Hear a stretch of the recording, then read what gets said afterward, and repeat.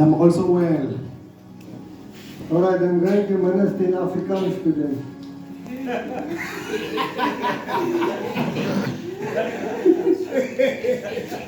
Lekker man. Hou van die zakkoelen, vangen wel goed.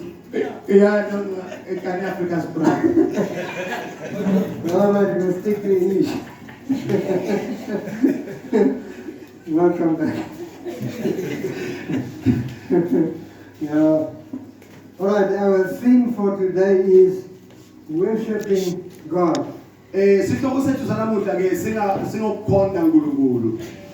I want to start with a question. Ngifuna uqala ngombuzo. Are you prepared Utilungele yini to walk only according to God's word? ukuthi uhambe ngendlela leNkulunkulu afuna ngayo? Yebo noma cha? Yebo noma cha? Yebo. Hey, be careful what you answer. Yeah, qaphela ukuthi uphendula uthini. Okay. Amen. I want to bring you into something new today. Ngifuna ukuniletha nje kulokunye lokusha namhla. But first of all, I want to say this. Oqala nje ngifuna kusho lokho. It is now the time Isikhathi esingilesi to be serious with God. ukuthi sithi nje kuba ngilaba serious ngaNkulunkulu. Amen. Amen. There's no time for playing anymore. Asekho nje isikhathi sokudlala futhi. So we have to enter into God's presence Kumele sibe sebukhoneni baNkulunkulu and into His anointing. and sibe sebukhoneni beligqobo lwakhe. And we can only do that Singakhona ukwenza lokho by real worship. ngedumiso lekungiyona yona. But I will explain that. Mara ngawani ngokuchaza lokho. Now we cannot do it our way. Angeke sikwende ngendlela yethu, We have to do it God's way. kumele sikwende ngendlela yaNkulunkulu. And how do we know His way? And singakwathi njalo indlela yakhe leyo. Now, in this book, Nganali libhuku na. there it gives us all the instructions. La kunayo yonke imigomo. Now, what I see in many churches, Lo ngibonako emabandleni lamanyenti, people come into church on Sunday. bantu bayeta esontweni ngelisonto, Hallelujah, praise God. badumise uNkulunkulu. But in the week, Emkhasini weliviki, they speak dirty jokes. bakhuluma ama-jokes langcolile, They have vain language. banelwimi lelo enhlamba, Some of them are gossiping labanye abahlebi babuyana kusabo, and all the other serious sins. letinye nje tono lebatendako. Is that right? Ku-right yini lokho? No, It's not right. akusikuhle, It's not right. akusikuhle. Now, there's a scripture in Matthew chapter 15, Kule incwadi ke encwadini yaMateyu sahluko 15 and it says, lithi these people labantu laba honor me with their lips, bangithumisa ngetinzebe temlomo but their hearts are far from me. kodwa tinhliziyo tabo tikhashane nami. They worship me in vain. Bangikhonza ngalokulide. Their teachings are only rules taught by man. Timfundiso tabo nje tikuhlakanipha lokubekwe bantu. And we cannot carry on like that. Akumelanga siqhubeke ngalendlela leyo. We have to be serious with God. Kumele sibe ngilabaqiniselako ngelizwi laNkulunkulu. Let me just mention one other thing. Lokuye futhi ngifuna kukusho Sometimes during the week, emkhathini nje weliviki people are worshiping their forefathers. labanye bakhonta bomkhulu wabo. On Sunday, they come and worship Jesus. Ngelisonto babuya abantu ofuna ukukhonza uNkulunkulu. They have to choose. Kumele bakhethe. You can't do both. Angeke ukhonte kokubili. You have to choose. Kumele ukhethe. Either you follow the forefathers Mhlambe ukhonta amadlozi akini, and see whether they can help you, ubuye mhlambe walokhona ukukusita, or you follow the real God. kumbe ulanzelele uNkulunkulu okuyena yena. Amen. Amen. There's a pastor in KwaZulu. Ukhona umfundisi le kwaZulu Natal, He always says this. uhlala asho lokhu. He says on Sunday, Athi ngelisonto the people come to church. abantu bayethe esontweni. Yangena, They enter, yaphuma. they go out. Next week, Livike landzelako, yangena, they come in, yaphuma. they go out. Last Sunday of the month, Yangena, Isonto lokugcina lenyanga they come in, Yakum. they go out. They remain the same. Baqhubeka babe lokho. We cannot remain the same anymore. Akumelanga sibe ndzawonye bazalwane. Amen. Amen. We cannot remain the same. Akumelanga sibe ngilona singikho njalo njalo. We have to change. Kumele siguquke. All right, let's leave the forefathers. Asiyekeleni madloti. The book of 1 Timothy chapter 2. Timothy oqala sahluko sesibili It says, ithi there is one mediator lithi munye umlamleli between the people and God. emkhathini webantu naNkulunkulu. One. One. Munye. What's his name? Ngibani igama lakhe? Amen. Amen. Jesus is the only mediator. Jesu nguye kuphela umlamleli. Now, I personally Mina njengokwami have decided ngakhetha to have a deep relationship with God. ukuthi ngifuna ube nebudlelwano lobuqinile naNkulunkulu. Amen. Amen. And that's what I want for you also. Ngiloko ngikufisako ukuthi kwendeke kimi futhi. Let me read you one scripture in Exodus chapter 33, Kodwa nginifunze naleli verse ku-Exodus sahluko 33 verse 13. liverse 13. Now Moses is speaking. Mose uyakhuluma ke la. He says to God, Uthi ke uNkulunkulu, if you are pleased with me, uma ngabe ujabula ngami, teach me your way ngifundzise tindlela takho so I might know you kuze ngikhone kukwati wena and continue to find favor with you. ngichubeke ngithola umusa kuwe. So what's he saying? Uthini la Mose? Saying, Lord God, please teach me Uthi your ways. ngifundise tindlela takho. I want to know your ways. Ngifuna kwathi tindlela takho. Now listen to what he says. Lalela kuloko lakushoko Mose. He does not say, Akathi show me your miracles akasho ngikhombise timangaliso. or show me your deeds. Akasho ngikhombise tento takho. What does he say? Uthini kahle kahle? Show me your ways. Ngikhombise indlela yakho. The way you work. Ngendlela osebenza ngayo. I want to understand that. Ngifuna kukwati lokho. Amen. Amen. Now it says in Jeremiah chapter 29, KuJeremiah 29 verse 13, verse 13. the Bible says, LiBhayibheli lithi you will seek me utongifuna and you will find me ningithole. when you seek me Uma ningifuna with your whole heart. ngenhliziyweni yonke. Okay? Amen. I'm going to demonstrate that to you. Ngifuna ukunikhombisa nabo lokuyi. You cannot serve God with just a piece of your heart Ake ukhonde uNkulunkulu ngenhliziyo yakho lencane leyihalf. or even a bigger piece. Noma mhlambe sengathiwa ingedangedile It's kancane. not good enough. Akukaneli. God wants your whole heart. uNkulunkulu ufuna inhliziyo yakho yonke. The whole one. Yonke. Amen. Amen. That's the only way to enter into His presence. Ngileyo indlela lokungena ngayo ebukhoneni bakhe. We have to be serious with God. Kumele sithi ukuthi umisela ngaNkulunkulu. Now I want to ask another question. Ngifuna ukubuza lo mbuzo. Are we worshiping God in the church services? Simkhonza njani uNkulunkulu kule nkonzo lesikuyo? Who says yes? Oh, siyamkhonza uNkulunkulu kule nkonzo lesikuyo. Ngibani lekathi yebo? Nobody. One. Who says no? Ngibani lekathi asimkhondi? Nobody. Who says nothing? Ngibani lekathi kuthe lesikwendako? Wrong. You must think about it. Sifuna sicabange ngalokho. Are we really worshiping God? Siyamkhonza uNkulunkulu kahle. You say yes. Uthi yebo. Kapela. Be careful. You see, we sing Siyahlabelela. and we dance. Sidanse. We just danced in Pola Park. Besidansa kabe ePola Park. And it's good. Kuhle. And it's right. Kulungile. Amen. There's nothing wrong Akukho with it. lokubi ngaloko. But that's not worship. Mara lokho akusuko kumkhonza uNkulunkulu, akusuko kumdumisa. I don't know whether you know the word here in Kabukweni. Akathi wena niyathi le gama lenda But yakabhongo. in KwaZulu, Le kwaZulu. they say, Yakita Kita. Bathi siyagitsa You gitsa. know the word? No. Not. No. But that means you jive and jump and praise the Lord and you sing. That lokho kusho ukuthi siyagitsa gitsa semkhoneni baNkulunkulu. That's what they say. Yeah. But that's not worship. Mara lokho akusiko kumdumisa. I said I'm going to bring you something new. Ngithe mina ngilethela lokunyuwana. I want to bring you closer to the presence of God. Ngifuna ukuletha ebukhoneni baNkulunkulu. Amen. Amen.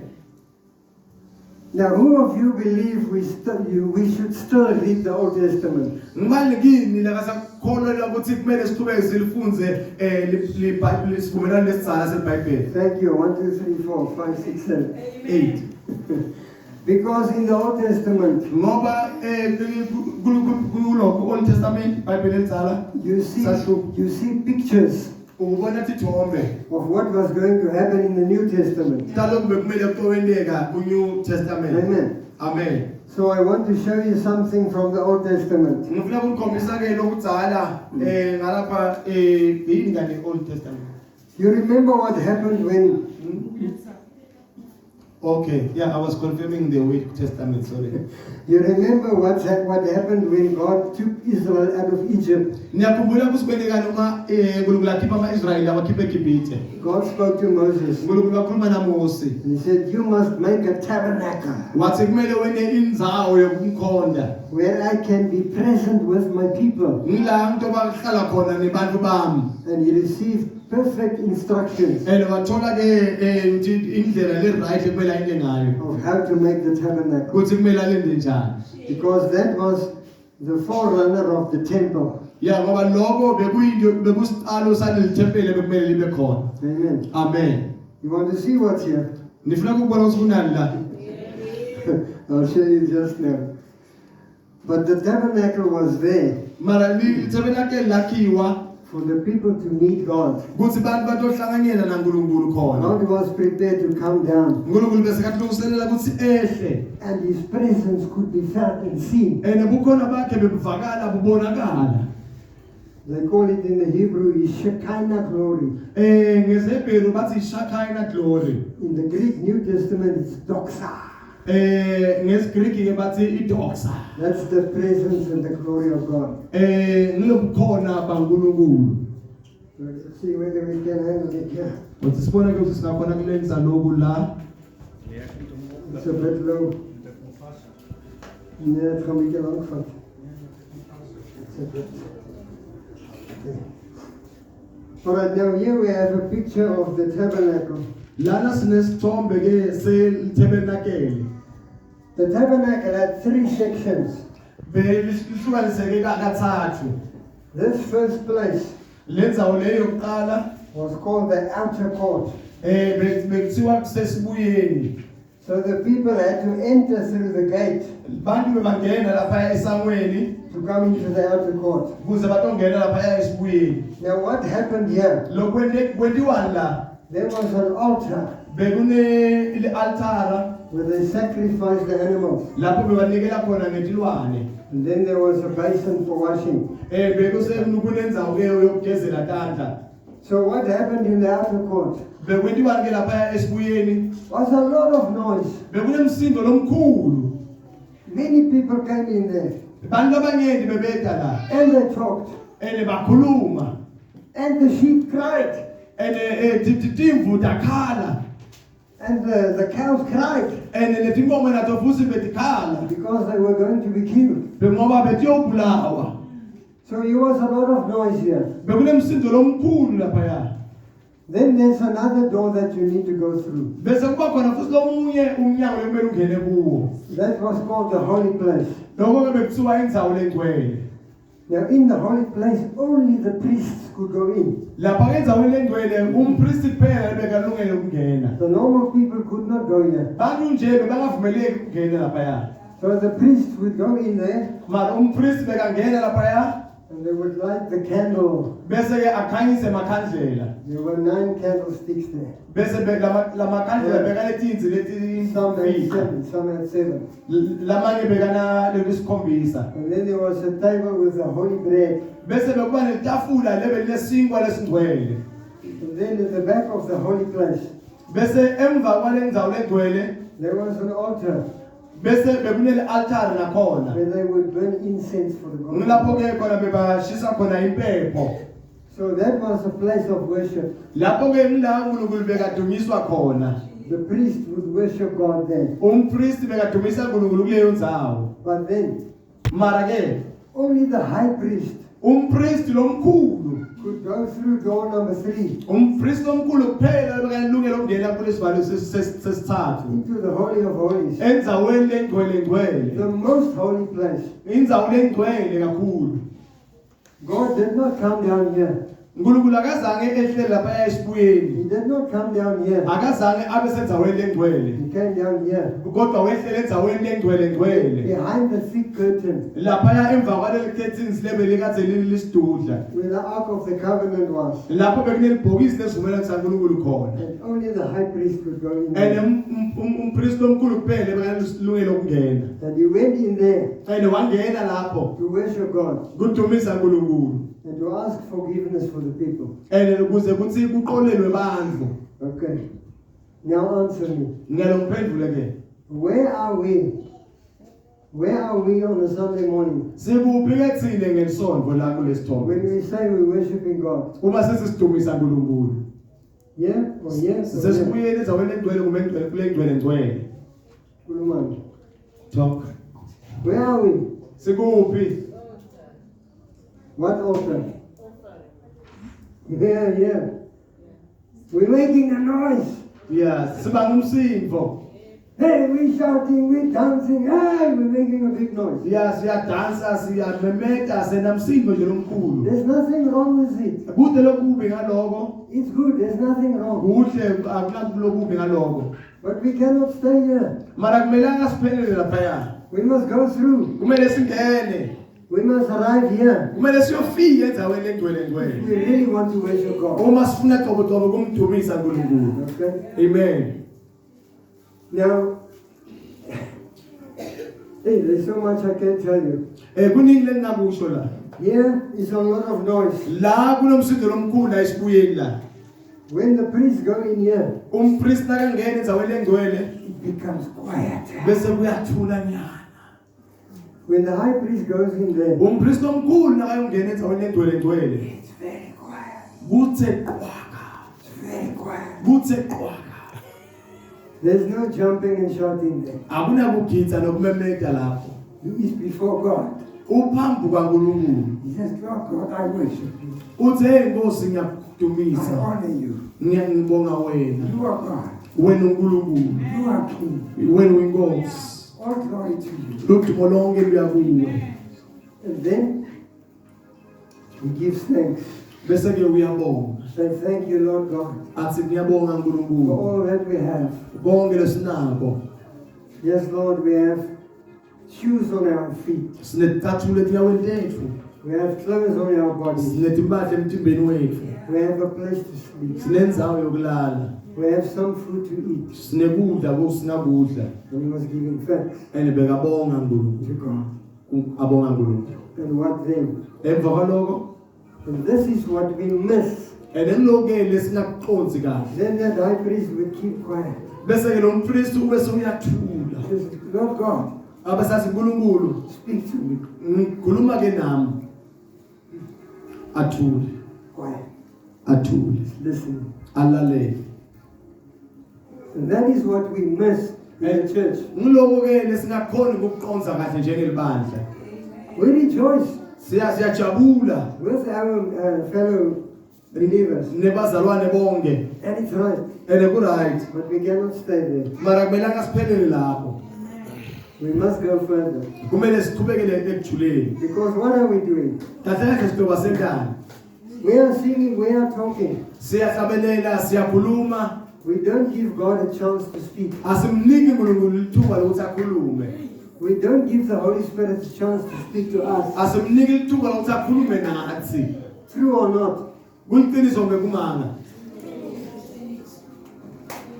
How can God give us direction? Utositshela njani ke uNkulunkulu ukuthi sihambe njani? We don't say, "God, I listen." Uma singamlaleli. What did Jesus say in the New Testament? Utheni ke Jesu esivumelwaneni lesisha? He said, Uthe "I say nothing ngithula du unless I hear my Father say it." ngaphambi kokuba ngive uNkulunkulu akhuluma.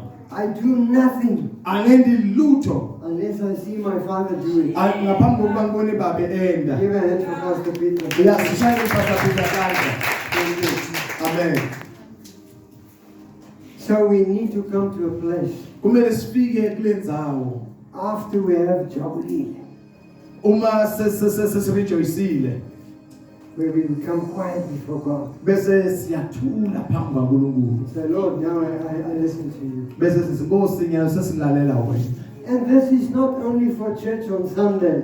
Lokhu akusi ngelisonto kuphela. It's in your home also. Nasekhaya lakho nje uyathina kuthula.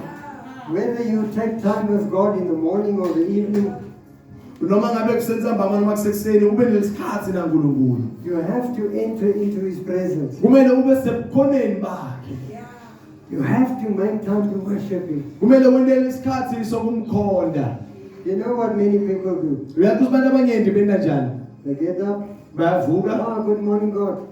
Kusile Nkulunkulu. Lord, please help me with this and this and this and this. My problems in this and this. Nkosi ngisithe lokhu ngalokhu nalokhu nginenkinga nala.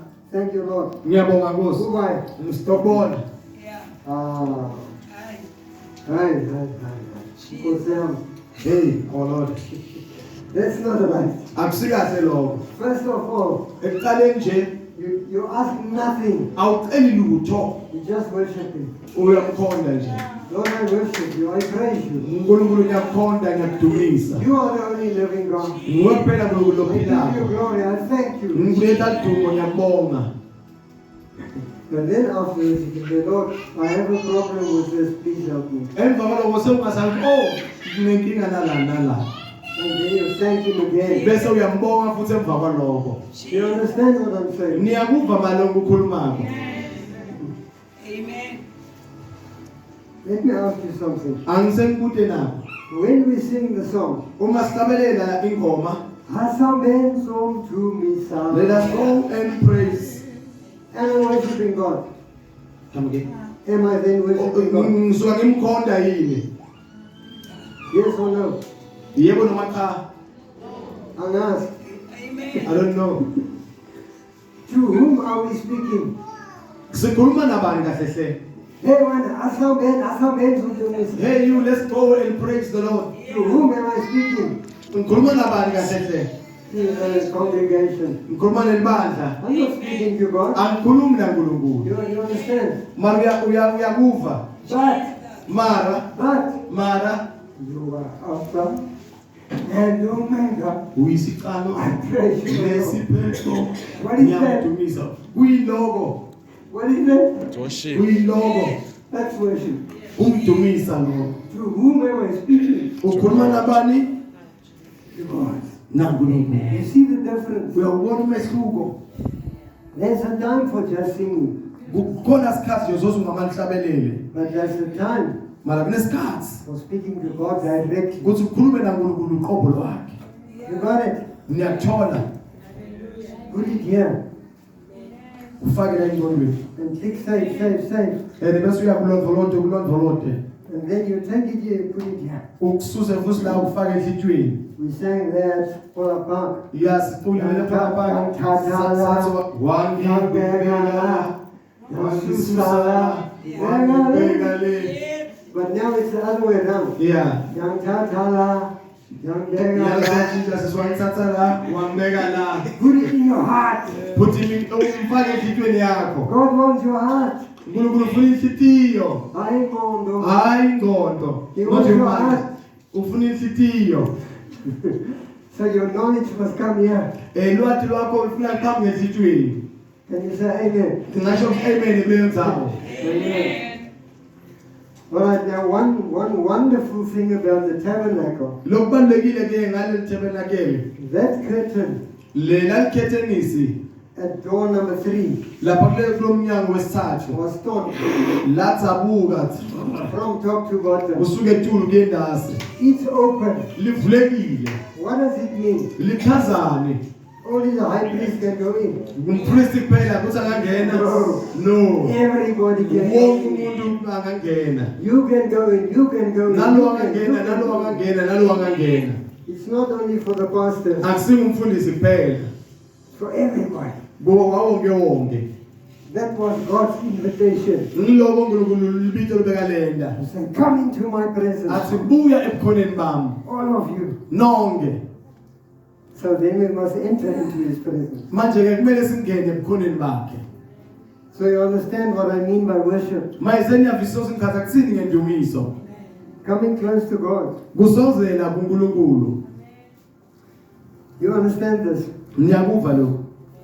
That's enough. Sekwanele. If you understand it, Uma ngabe uyakuva, go and do it from now on. hamba uyokwenda kusukela nyalo. Amen. Amen. Amen. Amen. Go and do it. Hamba uyokwenda. But remember, in the presence of God, Khumbula ukuthi ebukhoneni bakhe it's quiet. kuthulile. It's quiet. Kuthulile. You can say to me, yeah, but David danced before the ark. Ungasho ukuthi mara Davide wadansa phambi kwemboshomo. Yes, Yebo, and it's right. bene ku right. But there was a time Kodwa kwaba khona isikhathi when he went and sat in the presence of God lapho khona waya wahlala ebukhoneni baNkulunkulu. and he spoke to God. Wakhuluma naNkulunkulu. And that Lokho will change your spiritual life. kutoguqula indlela yakho yakamoya, impilo yakho yakamoya. I think it was Pastor Peter who said, deeds and what you're doing is not changing you. Ngiyacabanga umfundisi Peter akathi tento lotendako atiguquli lutho kuwe. But in the presence of God, Mara ebukhoneni baNkulunkulu you will be changed. wena utoshintshwa. Amen. Amen. Amen. Amen. All right, I want to give you an invitation. Manje sengifuna kwenda nalo libito. I'm going to say something strange. Ngitosho into nje lekakajwayeleki. I'm not going to pray with you now. Angeke ngithandaze nani nyalo. I want you to pray to God. Ngifuna ukuthi wena uthandaze kuNkulunkulu. Okay? Amen. And this is what you should pray. Ngiloko kumele ukusho. You say, Lord God, Ufuna ukuthi Nkosi Jesu, I want to come closer to you. ngifuna kusondzela kuwe. I want to enter into your presence. Ngifuna kungena ebukhoneni bakho. And now I want to worship you. Ngifuna ukukhonza. All right. Amen. Those who want to do that can stand with me. Labo abafuna ukusho lokho bangasukuma bebe ngetinyawo. If you want. Uma nje ukuthi uyakufuna. And there will be no music to say to you, come stand up. Angeke silesicule ukuthi sukumani. We just stand up. Sukumani nje. All right, we're all going to pray and say, Lord, help me to enter into your presence. Siyothandaza ke sithi Nkosi ngiside ngibe sebukhoneni bakho. And then we start to worship God. Bese siyaqala ke sesiyamdumisa. In your own words. Ngemagama akho. Okay, let's start.